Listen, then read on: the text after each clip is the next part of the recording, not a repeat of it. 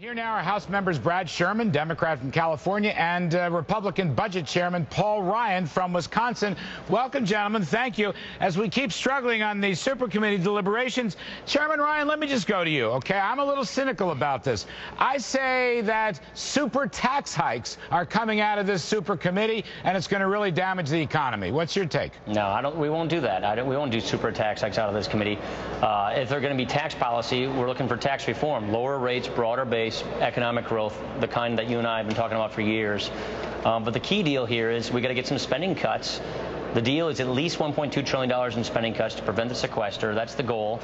We've got 7 days to go. We're hopeful. I mean, we're going to push this thing through to the last minute if we have to try and get something to get a real down payment on the deficit and the debt. Important that we do this, and so we're trying to get something done here. Well, okay, I get that, but Brad Sherman, welcome back. I want to say Democrats are talking $600 to $800 billion tax increase. That'll destroy the economy. And to echo Chairman Ryan, where are the spending cuts? Where are the entitlement cuts? I don't see it. Democrats have put forward significant entitlement cuts. We don't need to increase tax rates. We don't need to remove a single deduction. We just need to change the way we do accounting for multinational corporations. Right now, if a TV is designed in Japan, built in Taiwan, and sold at a big profit in California, we're told that the profit was earned in the Cayman Islands. Instead, if we cut through that Gordian knot and provide an apportionment formula for determining what portion of a multinational's income is earned in the United States, that'll generate $1.2 trillion by itself. That's the direction we ought to be going. Paul Ryan, does that number make sense to you? No, it does. Are you talking about ending deferral? No, I'm talking about worldwide unitary apportionment. Well, I don't think that's where we're going to go. No offense, Brad. I didn't say I'm not even on the super committee. Yeah, well, I'm not on it either, but I don't think that's something in the cards. Where we were getting some agreement with Democrats on lowering the corporate tax rate, going to a territorial system, but that's probably going to be a lot to put into this package. But that's an area where there's some bipartisanship that we're hoping to get some fruit out of that later on. But look, Larry, we produced a budget that cut $6 trillion in spending over the same time period. So we can show people plenty of ways at arriving at a $1.2 trillion figure. And our negotiators have been offering Democrats various options on how to get $1.2 trillion in spending cuts, 1.5 to be specific, that we think wouldn't offend Democrats. The problem we're having is the Democrats in the committee are still negotiating with themselves. They can't even get agreement, and so we're having a hard time negotiating with people who can't even get agreement among themselves, and that's a challenge we have right now. All right, well, Brad Sherman, your response to what Paul Ryan is saying, because look, apart from your corporate tax idea, we can do that another time.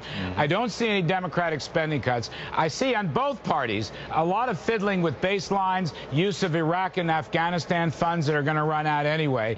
And again, Brad, what I read in the papers is your party wants $600 to $800 billion in taxes. So I got super tax hikes, no spending cuts. I don't know why this deal makes sense. Why not go to the sequester? Why not just run the budget trigger, take the $1.2 trillion sequester and be done with it? Well, Republicans negotiated for that trigger, but keep in mind, if you make a change in tax law, that'll probably last 5 or 10 years until there's another revamp of the tax code. You make a change in entitlements, that tends to last for a generation or longer. The law that's going to have me retire at 67 rather than 65 is several decades old. But any law that deals with annual appropriations is revisited automatically when you do the next year's appropriations.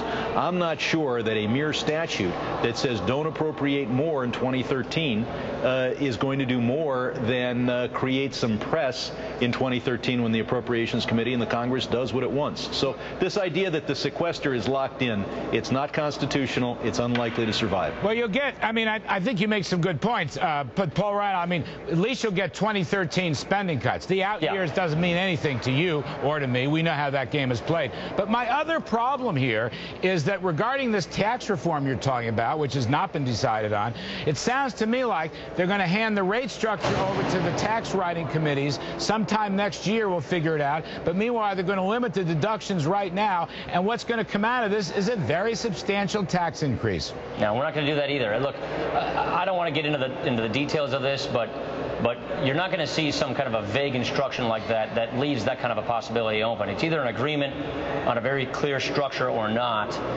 We're pro-growth. We're not talking about raising taxes here. We want to get the focus on spending cuts. We passed our budget by the deadline April 15th. The president has yet to submit a credible plan to deal with this deficit. He's been in office 3 years. It's been over 930 days since the Senate bothered trying to pass a budget. Today, the debt hit $15 trillion.